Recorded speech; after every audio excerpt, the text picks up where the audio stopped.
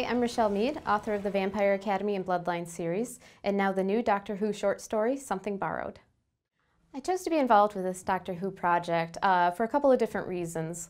One is it was just a huge honor and just an exciting experience to be a part of something so big, so global, and so beloved. The other reason is a lot more sentimental. My father passed away last year, and he was a big Doctor Who fan. And I just kept thinking, you know, this is something he would have really loved for me to do. He loved watching the Doctor and muddling over, you know, the philosophical puzzles that would come from them. And so I thought, you know, I'll do this, you know, for him, and hopefully he would love it. Well, I suppose there is a 1,000,000,000 to 1 chance there was a place called Marble Arch on Ravelox. And they wrote in English? Well, that's another 1,000,000,000 to 1 chance. It does begin to seem a little unlikely, doesn't it? Well, Doctor, we're on Earth, aren't we? I said it felt like Earth. It's in the wrong part of space for it to be your planet. Besides, according to all the records, this is Ravelox. Well, and how do you explain this? Well, can't. Not yet. Something Borrowed takes place on a planet I've created called Katoria. And what's interesting about Katoria is that they have modeled their civilization on our modern-day Las Vegas. They decided that was a sound business plan. And so the Doctor and Perry go there for a wedding because, much like our own Las Vegas here in the U.S., that's big business here on Katoria. You can have an Elvis wedding, and it's the height of romance and glamour there.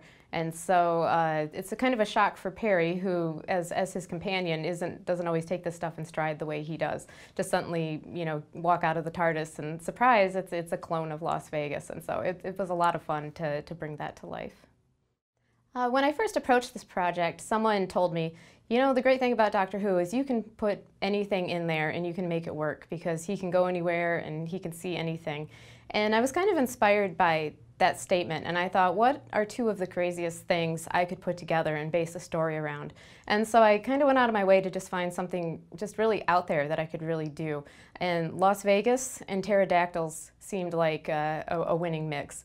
And so that's what Perry and the Doctor walk into when the story opens. They land in this clone of Las Vegas and they're attacked by pterodactyls because I thought, you know, those things shouldn't go together, but in the world of Doctor Who, they totally work.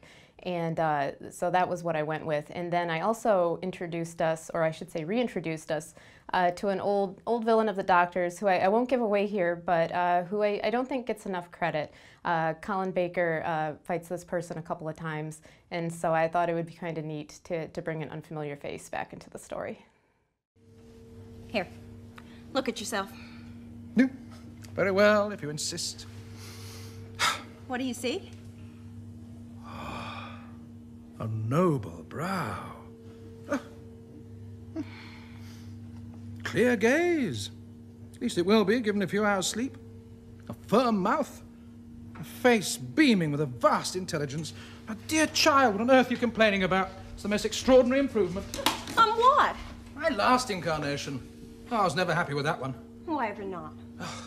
It had a sort of feckless charm, which simply wasn't me. I really love the 6th Doctor as played by Colin Baker because I just feel like he's just larger than life. And the Doctor always is, and that's part of his nature, but I just feel Colin Baker really nails that. Everything about him on the screen just draws you in. You can't take your eyes off him. And I don't just mean the crazy plaid wardrobe. Everything about his personality is out there. You know, he's brash. He's real sharp-witted, you know. He makes these jokes and you almost feel bad sometimes for poor Perry, who loves him anyways, and we do too. And he's also got kind of a darker streak than some of the other Doctors. And it doesn't take away from his heroism and doing what's right, but he's got these moments, these doubts that nag at him. And you know, in some of the episodes, especially the ones where he's on trial by the other Time Lords, you see these moments where he's forced to kind of look at himself and he questions himself, but in the end he never questions what his path is and what he has to do. And I just really love seeing that in a hero who has those moments, but still stays true to their course. To research Something Borrowed, I of course started by watching all of the Colin Baker episodes, which was a lot of fun, definitely a blast from the past there, because I really wanted to learn his mannerisms. I wanted to see how he interacted with his companion and just how he approached the problems he faces. And then as a contrast, I actually went and watched other doctors, mostly a lot of David Tennant and Matt Smith, just to get a contrast, because you can write a character based on what they're like, but it's important to know what they're not like. And I think it's a misconception from some people who aren't familiar with Doctor Who, that it's just one character who looks different per actor, and it's not. Each actor adds their own personality into the character, and so I wanted to make sure I wasn't just writing David Tennant looking like Colin Baker. He's got his own flair, he's got his own just feel that he brings to that character, and so I just gathered as much as I could to make sure I was being true to that, as well as to the kind of story you would have found him in, because the classic stories of the Doctors before 9 are not always the same as what we find today. And so I just kind of wanted to be true to the era and to the Doctor. If I could travel with the Doctor and be his companion, I think I'd like to go do some very far observations of medieval Europe. I'm fascinated by that on a personal level. I'm not sure I want to get in the nitty-gritty of it, so I'd kind of just want to stay at a distance, take a look at things, see what it was really like, and then kind of speed away back to electricity and plumbing in the TARDIS.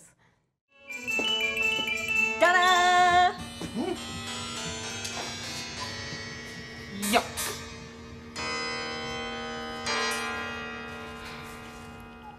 My favorite part of writing this book is just knowing I'm part of something so big and so beloved.